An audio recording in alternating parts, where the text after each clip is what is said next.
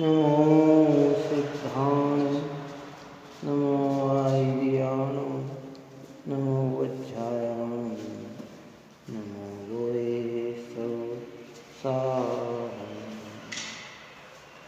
नमो श्रीवर्धमानाय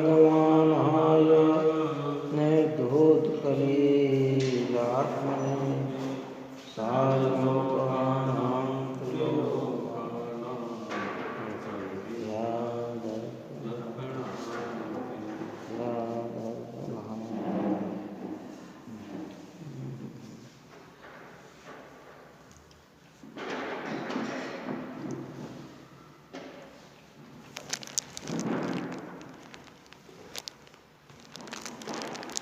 तुलाकरण भावना के अंतर्गत अंतिम भावना अपने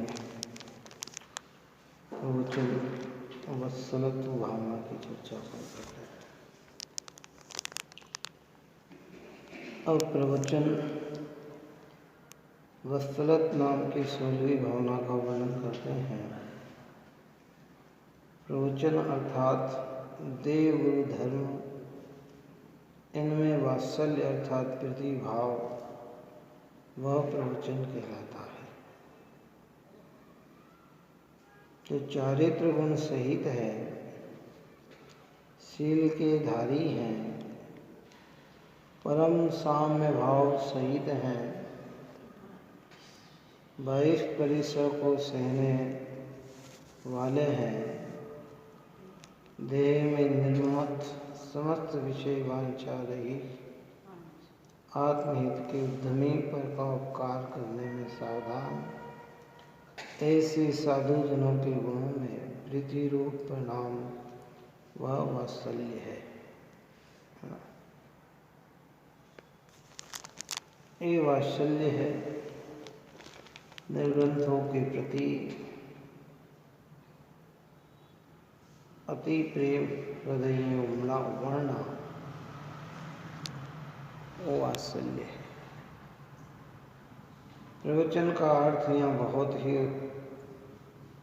अच्छा उत्कृष्ट सरल दिया कि देव गुरु धर्म में इनमें वात्सल्य अर्थात प्रीति भाव, जिनेंद्र भगवान के मार्ग में निर्ग्रंथों के प्रति, गुरुओं के प्रति, धर्म के प्रति जो अंदर में प्रीति का परिणाम है, कहते वो प्रवचन कहलाता है। और उत्कृष्टता की चर्चा करते हुए सदाशिवदास जी ने लिखा कि जो चारित्र गुण सहित है,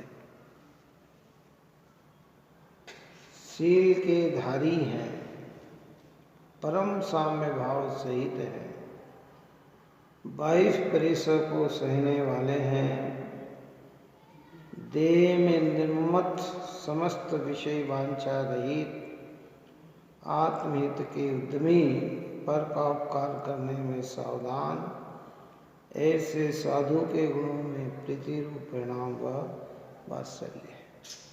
क्योंकि ये सारे गुण निर्ग्रंथ मुनिराज भगवंत में ही होते हैं। इतने 22 परिसर को कौन जीतते हैं कि मुनिराज जीतते हैं? क्या शील की उत्कृष्टता कौन पालन करते हैं कि मुनिराज करते हैं? परम साम्य भाव सहित हैं, सम्यक दृष्टि में साम्य भाव प्रकट हुआ, लेकिन अभी चारित्र में पूरी तरह से साम्य भाव नहीं आया। लेकिन मुनिराज को तो चारित्र में भी साम्य भाव आ जाता है। इसलिए परम साम्य भाव सहित 22 परिसर को सहने वाले और देह में निर्ममत, देह के प्रति किंचित भी ममता बुद्धि जिनकी नहीं है, और समस्त विषयों की वांछा से रहे, 5 इंद्रिय की वांछा ही नहीं है। इसी को ऊपर में कहा था कि वे पंचेंद्रिय के विजेता हैं। एक भी इंद्रिय के विषय की इच्छा उनके हृदय में नहीं। आहार लेना मात्र देह को संचालन करना है, देह को चलाना है। विषयों की दृष्टि से वे आहार नहीं लेते। इसी उत्कृष्ट जीव के प्रति समर्पण रूप से जो भाव अंदर में पैदा होते हैं, ये सब वात्सल्य कहते हैं, वात्सल्य कहलाता है। धन्य है वे मुनिराज जिनके अंदर इतने गुण हैं, और ऐसे गुण के धारियों के प्रति अगर वात्सल्य न उमड़े तो जीव की होनार अच्छी लगती नहीं है। इसलिए ढाई द्वीप में विराजमान जितने भी साधु हैं जो ऐसे गुणों से युक्त हैं, हमारे परिणामों में उनके प्रति अति विनय पूर्वक वात्सल्य होना चाहिए। धन्य है वे मुनिराज, धन्य है वे जीव। इसलिए छेड़ालाकार ने तो मुनिराज को बड़भागी कहा। हम कहते हैं बापड़े बेचारे अभागे, अरे वे कहते हैं वे बड़े भाग्यशाली हैं। भोजन मिलता है ना, अरे बेचारे मिला, बाप रे चाय जैसा खा लेते हैं। अरे भाई, हम उन्हें बापड़े कहते हैं, हम अच्छा खाते हुए भी बापड़े हैं, बेचारे हैं हम। वे बेचारे नहीं होते, वे तो बड़ भागी। मुनि सकल प्रति बड़ भागी, भव भोगंते वैरागी। भव और भोग के प्रति जिनके हृदय में वैराग्य छिपा हुआ है, और वे अपने आप को कैसा मानते हैं कि मैं बड़ भागी हूँ, बड़े भाग्यशाली जीव हूँ, जो इसे जिनेंद्र का मार्ग मेरी परिणति में प्राप्त हुआ है। हम सोचते रहे, देखो गर्मी कैसी सर्दी, कुछ नहीं है बेचारे, वो तो कैसा दुख सहन कर ले। कि वे दुख सहन करने के लिए मुनि नहीं बने। अस्ति से बात कहें तो वे आनंद भोगने के लिए मुनि बने। काय के लिए बने? दुख सहन करने के लिए नहीं बने मुनि कि दुख सहन करना। ज्ञानियों को तो भोग की, आनंद की वृद्धि के लिए वैराग्य आता है। दिगंबरपना भी काय के लिए आया? आनंद विशेष रूप से भोग सके, क्योंकि पूर्ण आनंद भोगना है, उसके बीच का क्रम तो ये आना ही पड़ेगा, ये क्रम तो आएगा ही। अब जो कल अपन ने कहा था ना सुबह कि एक चर्म चक्षु से दिखता है और एक ज्ञान चक्षु से दिखता है। अब चर्म चक्षु में हमारे मुनिराज हमें दुखी दिखते हैं, और ज्ञान चक्षु से देखा जाए तो उनके जैसा कोई आनंद नहीं। चलना चक्रवर्ती और इंद्र भी उनके सुख के आगे फीके हैं। जितनी शांति उनमें है, ऐसी शांति तो जगत के किसी भी जीव, संसारी जीव में नहीं है। इतना आनंद उनकी परिणति में झलकता है। लेकिन चूंकि आप और हम इंद्रियों से देखते हैं, इसलिए हम अभावग्रस्त देखते हैं। इनके पास तो ये नहीं। देखो गर्मी कितनी पड़ रही, सर्दी कितनी पड़ रही, बरसात कैसी हो रही, खाने को बेचारे को दिन में एक बार ही मिलता है, वो भी ऐसा ऐसा, न जाने कहाँ कहाँ का क्या क्या भोजन मिलता है। तो हमें ये लग रहा है कि वे दुखद होंगे, लेकिन वे दुख नहीं है, वे तो आनंद का भोग कर रहे। देखो गृहस्थ जीवन में जब आनंद भोगने में आ जाए और उसकी और आनंद की वृद्धि चाहिए तो मुनि जीवन अंगीकार होता है, व्रती जीवन अंगीकार होता है। व्रत और मुनि बनकर कोई दुख नहीं भोगा जाता है, और जो ऐसे को दुख मानते हैं उन्हें तो अभी संवर तत्व की खबर ही नहीं है, उन्हें तो अभी निर्जरा तत्व की खबर नहीं है। वे बात तो ऐसे ही कहते। अरे बेचारे देखो गर्मी में चल रहे हैं, कैसे चलते हैं गर्मी में, पाँव उनके, अरे भाई हमें चर्म चक्षु से दिख रहा है, उन्हें तो ज्ञान चक्षु से, वे तो उसमें भी मस्त होते हैं, आनंदित होते हैं। क्या एक धुन सवार होती है। ठीक है, लैला मजनू की जो कहानी है ना, मजनू लैला के प्रति इतना आसक्त था, प्रेम था उसका, इतना प्रेम था, कहाँ तो इतना बड़ा वो, लेकिन वो उसकी लगन में सब भूल गया। वो भूखा बैठा रहे तो भी उसको देखने के लिए उसका मन,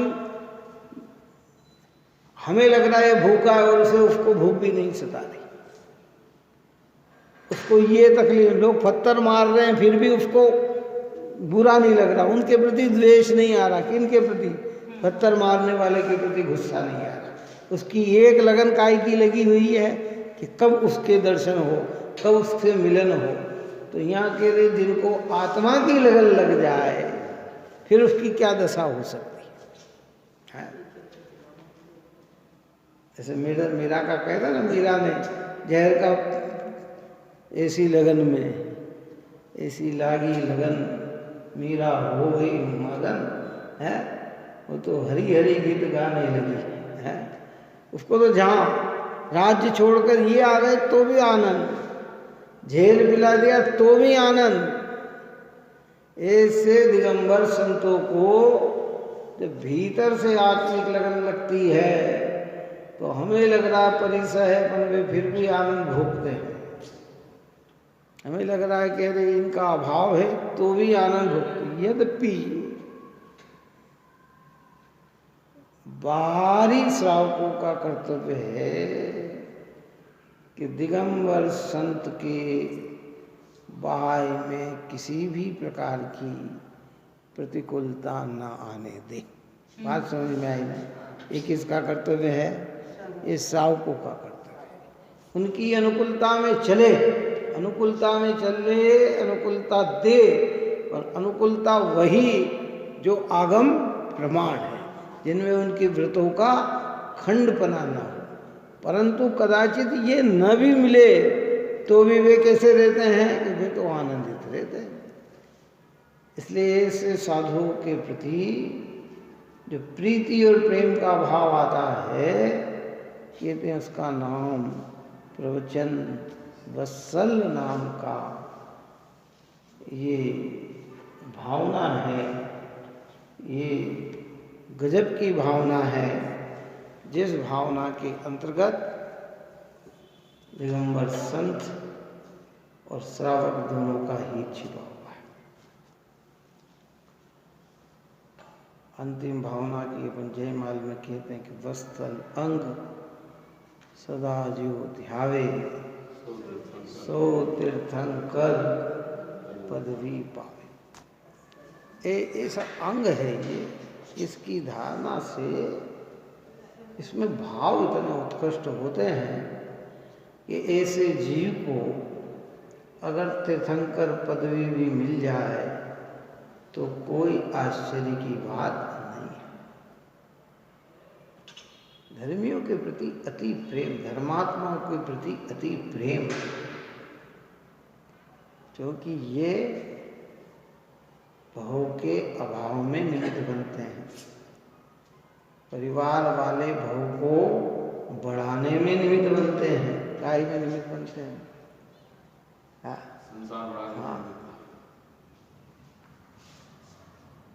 वो संसार बढ़ाने में निमित्त है। और ये भव मिथ्यात्व का विलय करने में निमित्त बनते हैं निर्गत। अब जिन्हें अनादि अनंत स्वरूप का विश्वास है वे तो धर्म से वात्सल्य प्रेम करते हैं। जिन्हें अनादि अनंत का विश्वास नहीं, मात्र इस जीवन तक का ही विश्वास है, उनका मोह उमड़ उमड़ कर कहाँ आता है? निकट वस्तु पे आता है। बस रिश्तेदार, परिवार, माँ, यही अपने दिखते हैं, यही सार दिखते हैं, इनमें सुख दिखता है। तो यहाँ कहते हैं कि भाई ऐसे साधु जनों के गुणों में प्रीति रूप परिणाम व वात्सल्य है।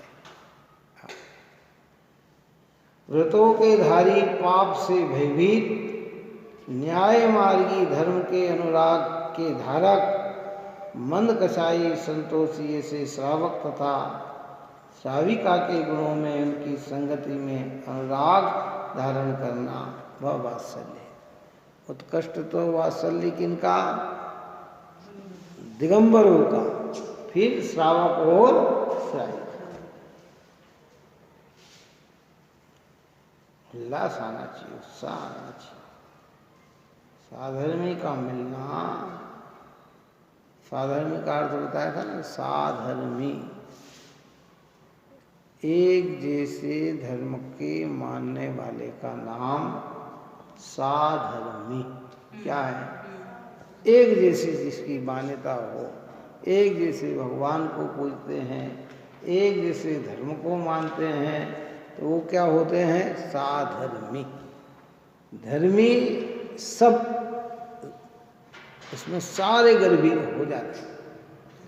तो उत्कृष्टपना दिगंबर संतों के प्रति वात्सल्य, और श्रावक और श्राविका के प्रति, उत्कृष्ट श्रावक श्राविका के प्रति, मध्यम श्रावक श्राविका के प्रति, जघन्य श्रावक श्राविका के प्रति जो अनुराग धारण किया जाता है वह सब वात्सल्य है।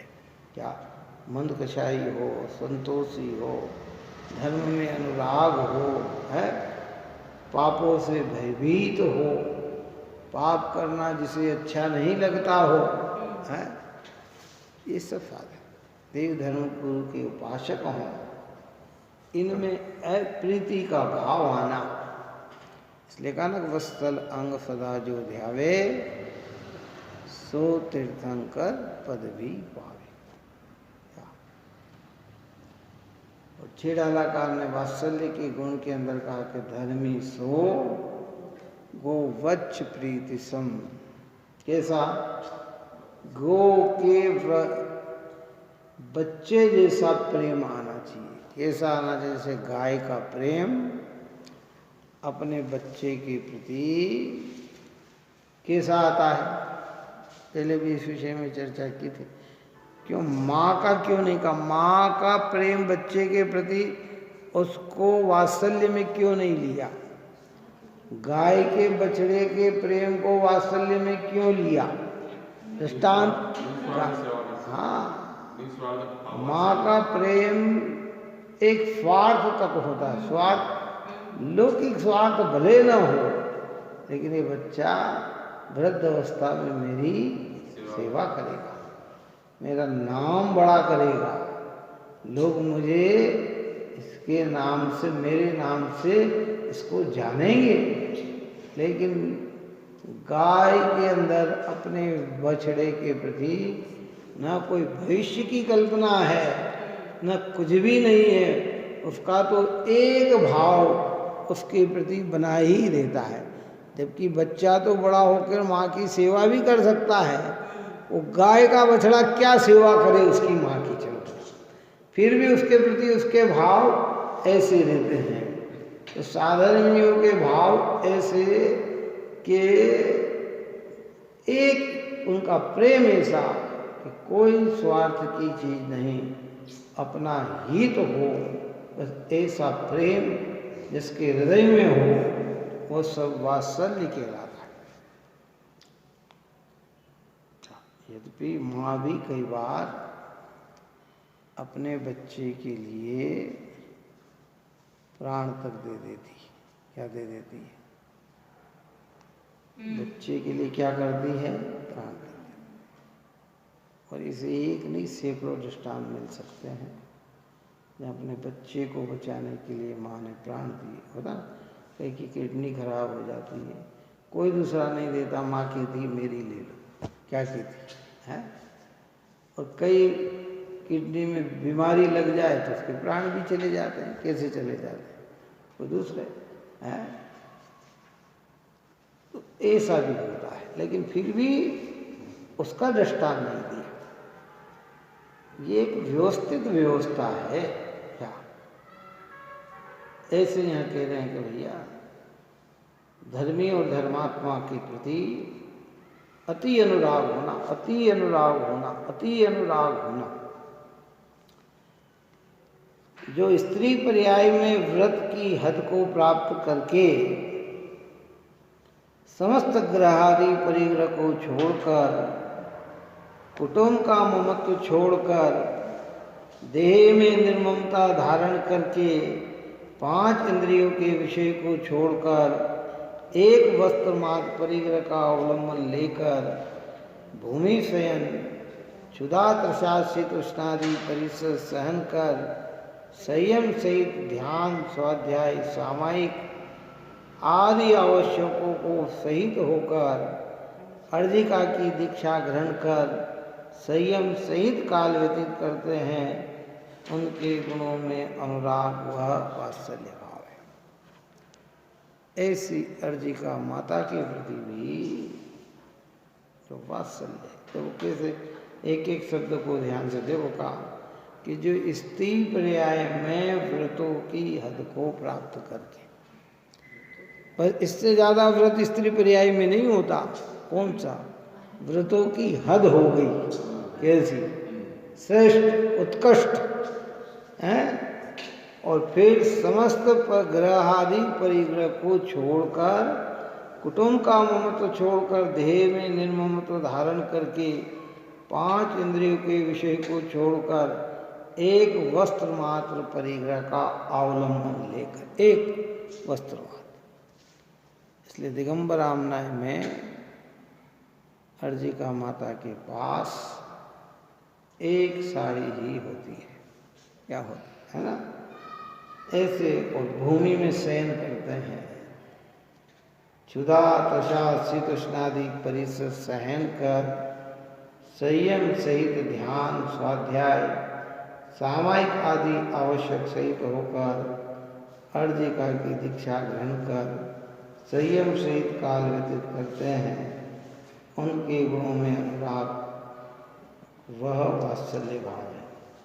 मुनिराज के समान वन में रहते हुए 22 परिसर सहते हुए उत्तम क्षमादि के धारक, देह में निर्ममत, आपके निमित्त बनाए औषधि, अन्न, पान आदि ग्रहण नहीं करने वाले, एक वस्त्र कोपीन बिना समस्त परिग्रह के त्यागी, उत्तम श्रावकों के गुणों में अनुराग व वात्सल्य है।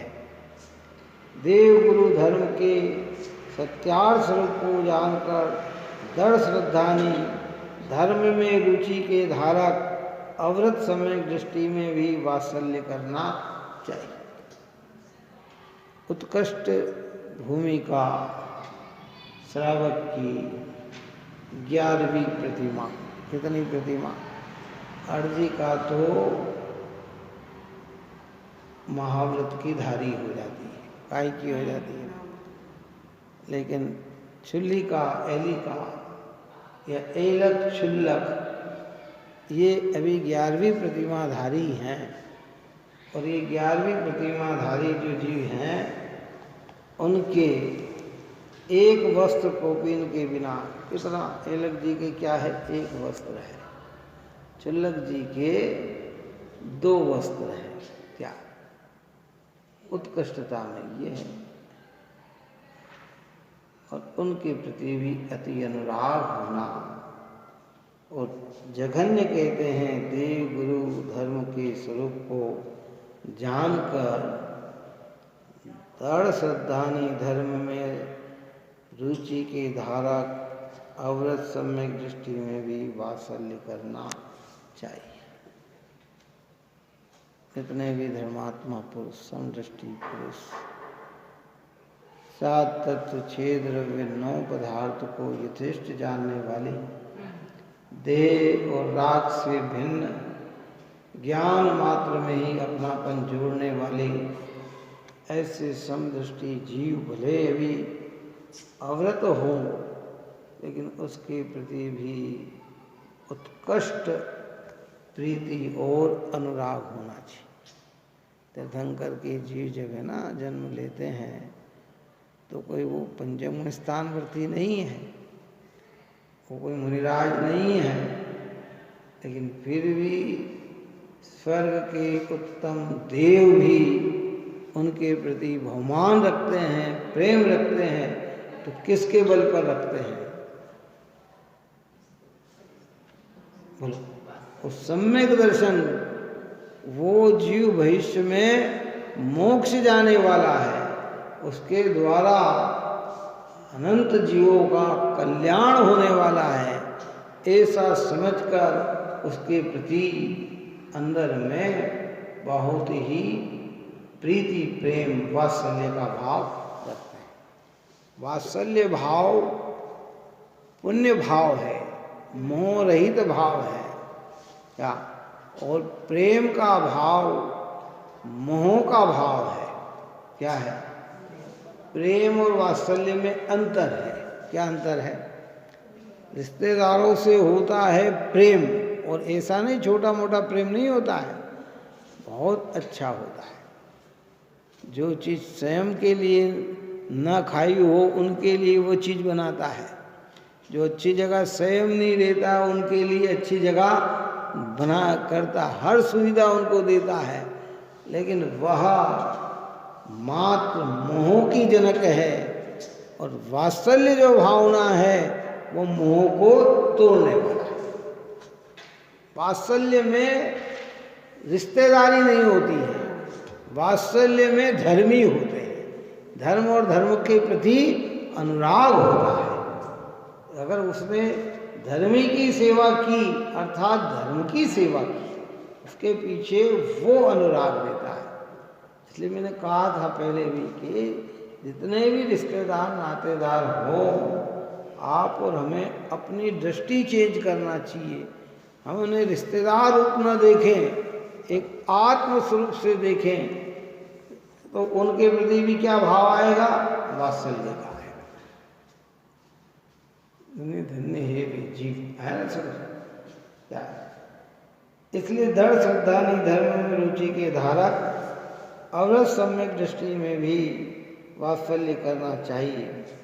मोह की महिमा इस संसार में अनादिकाल से ही अपने स्त्री पुत्र कुटुंब आदि में, देह में, इंद्रिय विषयों के साधनों में राग लगा चला आ रहा है। पिछला अनादि संस्कार ही ऐसा है कि तिरंच भी अपने स्त्री पुत्रों के विषयों में अति अनुरागी होकर उनके लिए कट जाते हैं, मर जाते हैं, अन्य को मार देते हैं। ऐसा मोह का कोई अद्भुत महात्म्य है। वे पुरुष धन्य हैं जो सम्यक ज्ञान से मोह को नष्ट करके आत्मा के गुणों में वात्सल्य करते हैं। ये काम तो कौन करते हैं? कि तिरंच भी कर लेते हैं। मोह जो आप और हम कर रहे हैं वो तो तिरंच भी करते हैं। वो भी अपने बच्चे को बचाने के लिए बड़े से बड़े पशु से लड़ जाता है, लड़ जाता है। उसके लिए कहीं से भी भोजन की व्यवस्था जुटाता है, चोंच में भरकर चिड़िया लाती है और अपने बच्चे को मुंह में डालकर खिलाती है। ये काम तो सब करते हैं क्या? लेकिन यहाँ कहते हैं कि वो जो सम्यक ज्ञान से मोह को नष्ट करे, आत्मा के गुणों में वात्सल्य करे, करते हैं, वे धन्य है। पंचम काल के धनिक संसारी के वात्सल्य का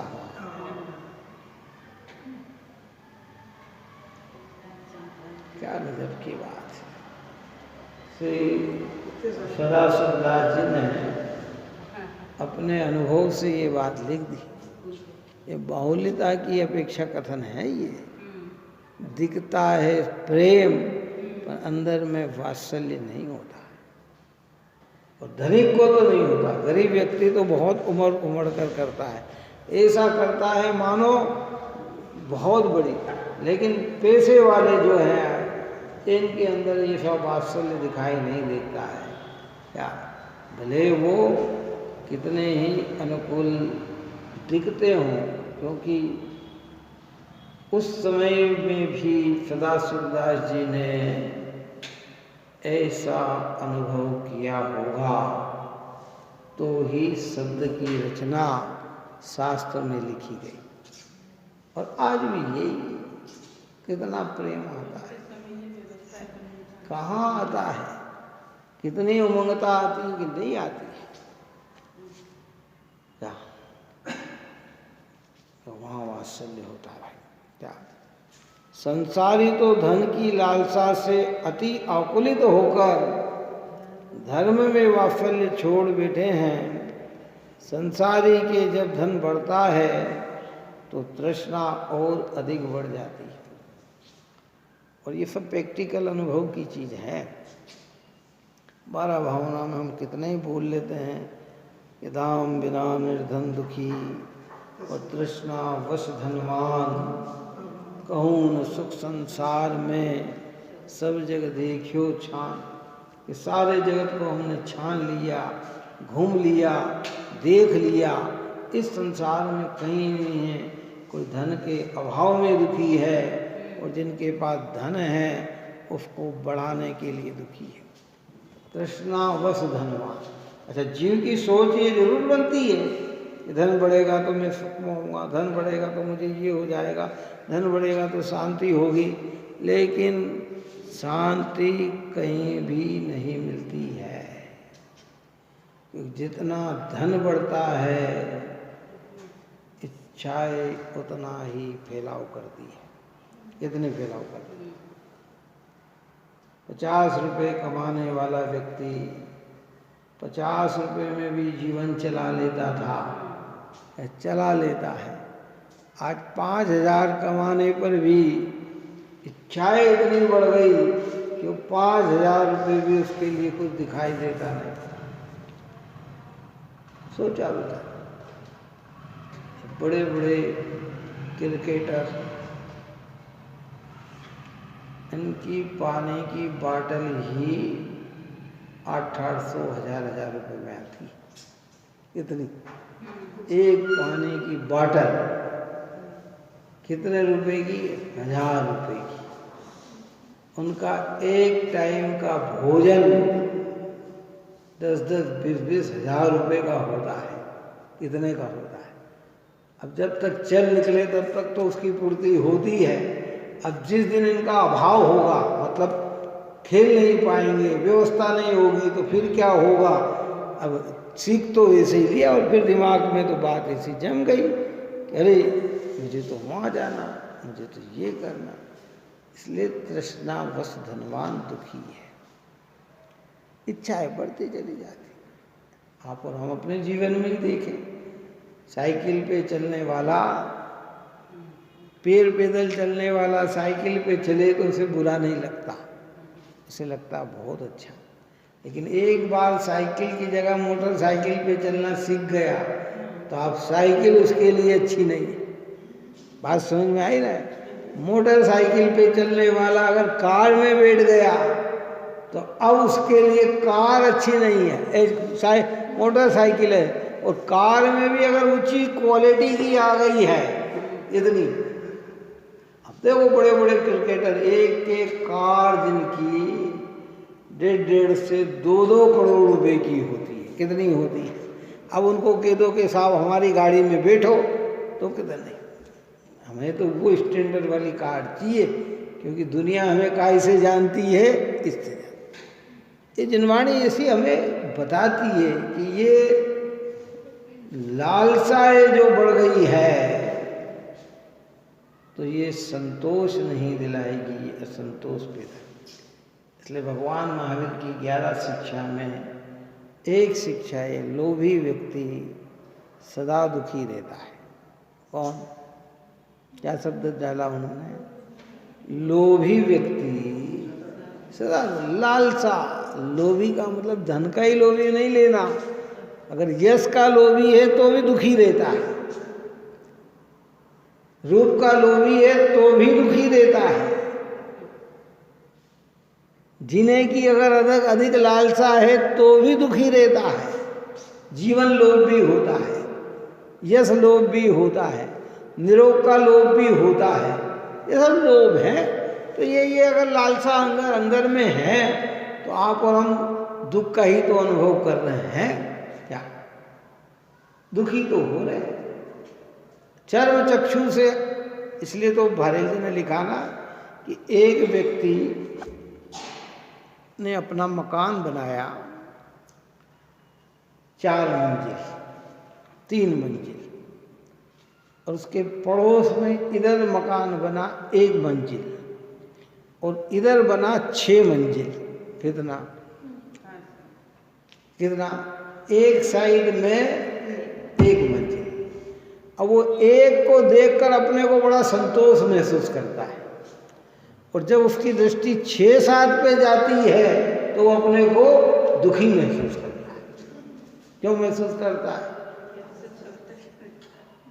अच्छा, इसमें जो संतोष महसूस कर रहा है वह उसकी संतोषता निरपेक्ष नहीं है,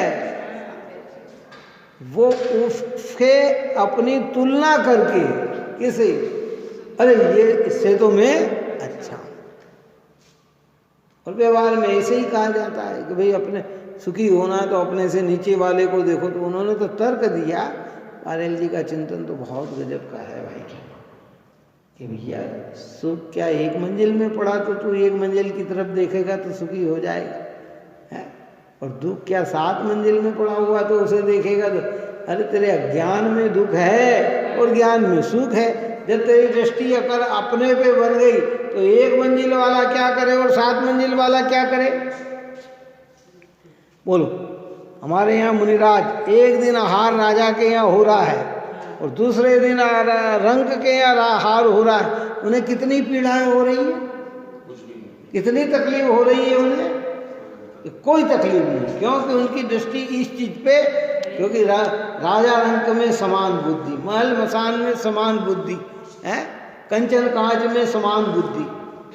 ऐसे ही कह रहे, जब हम दृष्टि में समानता लेंगे तो 5 मंजिल वाला भी हमारे लिए क्या और 1 मंजिल वाला भी हमारे लिए क्या है।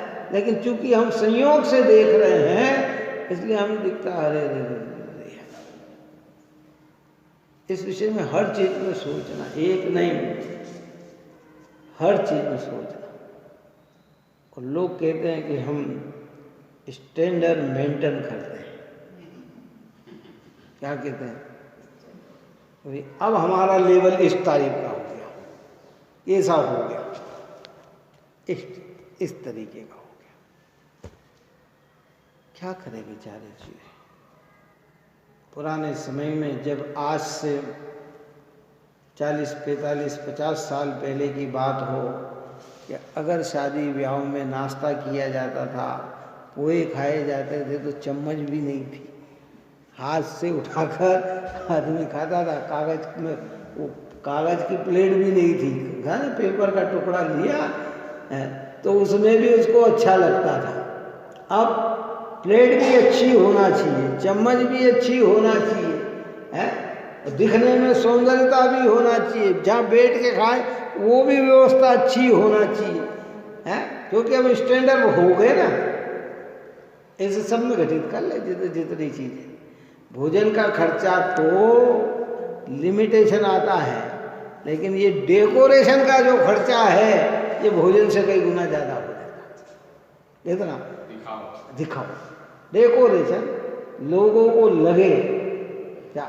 कई लोग ऐसा कहते हैं, मैंने तो सुना और देखने भी आता है, 5 स्टार में भोजन करने गए लेकिन मजा नहीं आया।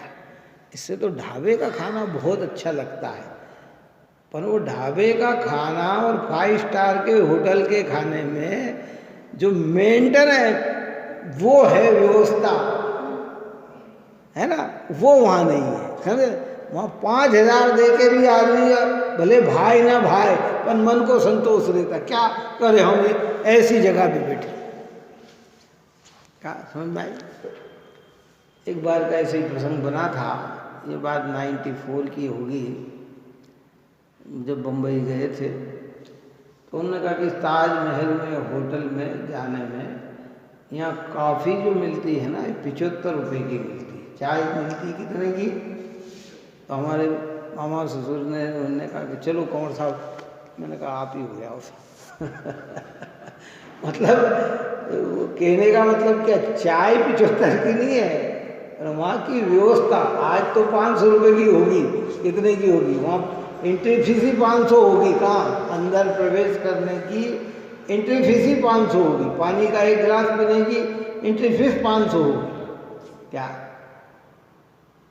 ये संसार की दशा ऐसी खतरनाक है भाई। इसलिए यहाँ ये कह रहे हैं कि भाई संसारी जीव के जब धन बढ़ता है तो तृष्णा और अधिक बढ़ जाती है, सभी धर्म का मार्ग भूल जाते हैं, धर्मात्मा में वात्सल्य दूर से ही त्याग देता है, रात दिन धन संपदा के बढ़ाने में ऐसा अनुराग करता है कि लाखों का धन हो जाए तो करोड़ों का की इच्छा करता है, आरंभ परिग्रह को बढ़ाता जाता है, पापों में प्रवीणता बढ़ाता जाता है, तथा धर्म में वात्सल्य नियम से फिर उसकी एक ही भावना एन केन किसी भी।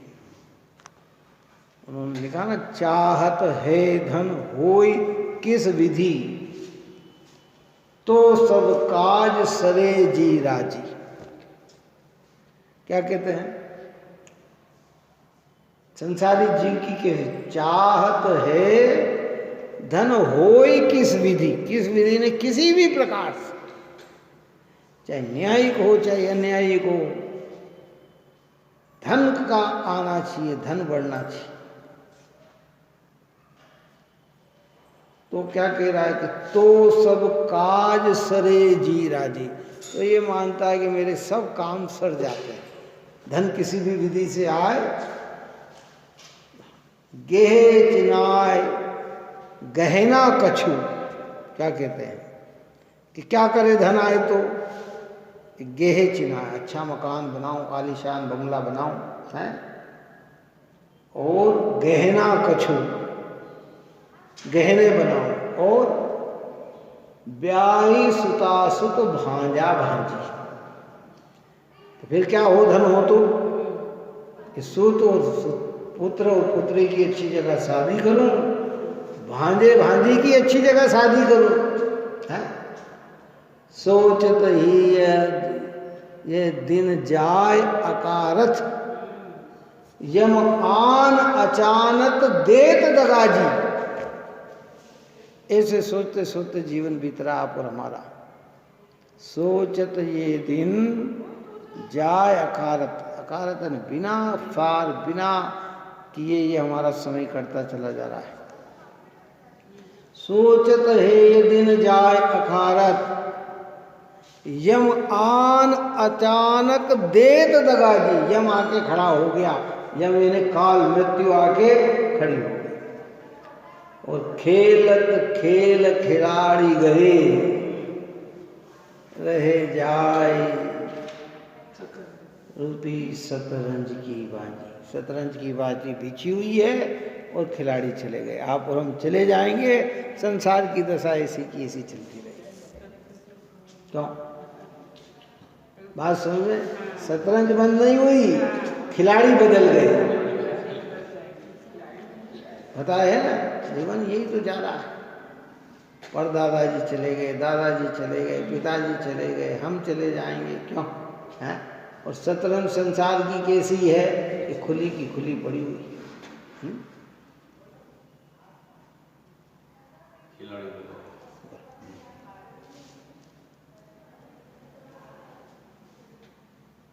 इसलिए इसके पहले आप और हमें सचेत होना चाहिए।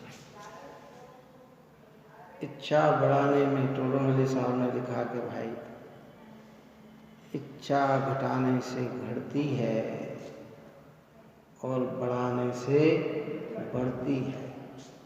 जितनी इच्छा बढ़ेगी हमें अपने भीतर में विश्वास कर लेना चाहिए कि उतनी मेरी तकलीफ बढ़ेगी, और जितनी इच्छाएं मेरी कमज़ोर होगी मेरा दुख उतना कम। और हम इच्छाओं की पूर्ति में धर्म मान रहे हैं कि इच्छा के अभाव में धर्म मान रहे हैं। बताओ, धर्म मानने का मतलब हम इच्छा की पूर्ति में लगे हुए हैं कि इच्छा के अभाव में लगे हुए हैं, हम पूर्ति में लगे हुए हैं, हम पूर्ति में लगे हुए हैं। बस एक बात ये हो गया तो ये और होता है ना, भ्रम तो इसी का नाम तो है ना। किसी का इतना जबरदस्त पुण्य का उदय होता है ना, बहुत पुण्य का उदय होता है, वो जैसा चाहता है वैसा हो जाता है। तो वो एक जना कितने लोगों की श्रद्धा को बिगाड़ता है, वो एक जना कितने ही लोगों के ज्ञान को बिगाड़ता है। उसे लगता है देखो इनने हम भी ये करेंगे तो ऐसा हो जाएगा, और तेरा इतना पुण्य का उदय है नहीं तो इच्छा ही करके रह जाएगा, कार्य कर नहीं सकेगा। बात ही समझ में कि नहीं, किसी का बहुत बड़ा पुण्य का उदय हो, वो जैसा चाहे वैसा हो रहा है, तो सबको ऐसा लगता है कि देखो ये करे तो हम भी कर सकते हैं, और उसका इतना पुण्य बैलेंस में है नहीं, तो उसके हाथ में क्या आती है? आकुलता के अलावा कुछ नहीं आता। इसलिए बहुत सोचना और समझना एक बात है। इसलिए धर्मात्मा और धर्मियों के प्रति वात्सल्य करो, प्रेम करो। जितने भी धर्मात्मा है, गणधर भगवंत, पूर्ण भगवान तो पवित्र हो ही गए, गणधर देव, आचार्य भगवंत, उपाध्याय भगवंत, मुनिराज, अर्जिका माता, ऐलक जी, चिल्लक जी, दर्शन प्रतिमा से लेकर उद्दिष्ट हार त्याग प्रतिमाधारी और जगत के सारे समदृष्टि धर्मात्मा के प्रति हमारे हृदय में वात्सल्य उमड़े, क्या हो, और अन्य साधर्मियों के प्रति भी हमारा प्रेम हो। इच्छा घटाने से घटती और बढ़ाने से बढ़ती, बस इतनी सी बात है ही। आज का युग ही ऐसा हो गया, बहुत खराब युग आ गया। पुराने समय और आज के समय में जमीन आसमान का अंतर हो गया, हमें बहुत अंतर हो गया। सब प्रैक्टिकल, सबके अनुभवों में है ये सारी चीज़ें, लेकिन चूंकि आप और हम सब इच्छाओं की पूर्ति में लगे हुए हैं, इसलिए इस चीज़ को हम ध्यान ही नहीं देते। पहले घर में कोई भी चीज़ लाना होती बच्चे को तो वो 10 बार मांगता, तब एक बार पिताजी दिलाते थे। कितनी बार, और कितनी बार कहता मुझे ये लाना, हो बेटा लेना। आज का जीवन ऐसा हो गया कि कहने की देर नहीं रही और चीज उपलब्ध है। कितना, और उसकी इच्छाएं क्या हो रही है, बढ़ती। उसको ऐसा लग रहा है कि ये कहा ये आ गया, ये कहा ये हो गया। अच्छा, धर्म कर्म कोई भी जाने या ना जाने, क्या कोई क्या हो गया, नहीं करेंगे तो कौन दूसरा करेगा, ये नहीं करेंगे तो कौन करेगा, ये नहीं करे तो उसके अंदर उसकी इच्छाएं क्या है, बढ़ती चली जाए। अब वो संतोष नहीं कर सकता। आज से 10 साल बाद उसकी आदत ऐसी हो गई कि एक बार कहा तो काम होना चाहिए, नहीं हो। अच्छा देखो बच्चे क्या बोल देते, डायरेक्ट बोल देते हैं आजकल। इतनी हिम्मत हो गई बच्चों में, छोटे छोटे बच्चे में। आपने ना करा, मम्मी गंदी, पापा गंदे। क्या कहते, ना करते ही क्या कहते हैं, ये गंदे हैं। और फिर उनके पापा तो कितने अच्छे थे, उनने ये कहा और 1 मिनट में लाके दे दिया। उनके पापा कैसे अच्छे, उनकी मम्मी कैसी अच्छी। तो अब ये आने वाला समय कहाँ से कहाँ तक पहुँचेगा, ये सोचने की बात है। ये सब सोचने की बात। माँ को बुरा लग जाए, पिता अरे बच्चे ने जिद्दी करी, नहीं करेंगे तो क्या, अरे भाई क्या करे, भोला आत्मा जो ठहरा ये क्या है, मोह ही है हमारा। ये मोह उछल उछल कर आता है, पर ये नहीं सुन। और पुराने समय में रोक रोक के करते थे ना, तो उससे लाभ ये होता कि बच्चे को न भी दिलाया जाए ना तो उसकी मानसिकता नहीं बिगड़ती थी। किसकी, तो चलो कोई बात नहीं, सर्वथा नहीं दिलाते ऐसा भी नहीं, दिलाते पर डायरेक्ट नहीं दिलाते हैं। जिद करता तो नहीं, 2 दिन बाद जाएंगे, 1 दिन बाद जाएंगे, अभी तो इधर। और आजकल तो युग कैसा आ गया, अंतिम बात के पूर्ण करूं कि ऐसा युग आ गया कि अब बच्चे को माता पिता से भी पूछने की जरूरत नहीं, मोबाइल उठाया ऑनलाइन कितना, और कहने के बाद कह देंगे कि हमने ये मंगवाया है। कैसा युग आ गया है, गजब की बात है, गजब की बात है भाई। ऐसी चीज़ें यहाँ हैं, लेकिन यहाँ तो गजब की बात यहाँ कही है कि भाई इसलिए आप और हमारे जीवन में ऐसे पवित्र धर्मात्मा जीवों के प्रति, समदृष्टि जीवों के प्रति, मुनिराज भगवंतों के प्रति, व्रतधारियों के प्रति, जो सम्यक व्रत के धारी हैं, जो तत्व ज्ञान से युक्त हैं, भेद ज्ञान से युक्त हैं, साम्य भाव मंद कषाय जिनकी परिणति में दिखता है, उनके प्रति अद्भुत वात्सल्य उत्पन्न हो और भगवंत के चरणों में आप पर हम बने रहें, यही मंगल भाव। सहजानंदी शुद्ध स्वरूपी अविनाशी हूँ आत्मस्वरूप, सहजानंदी शुद्ध स्वरूपी अविनाशी हूँ आत्मस्वरूप, सहजानंदी शुद्ध स्वरूपी अविनाशी हूँ आत्मस्वरूप, निज में बताई यह अनंत उपकार है, उसके लिए जिन वाणी माँ को वंदना शतबार है, वंदना शतबार।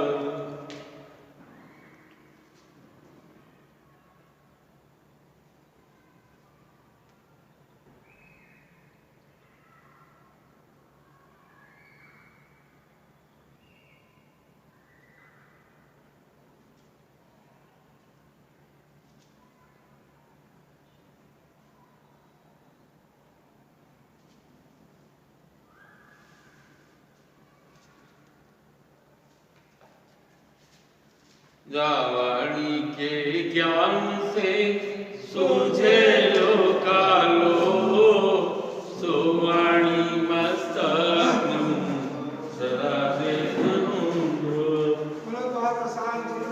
माता की जय।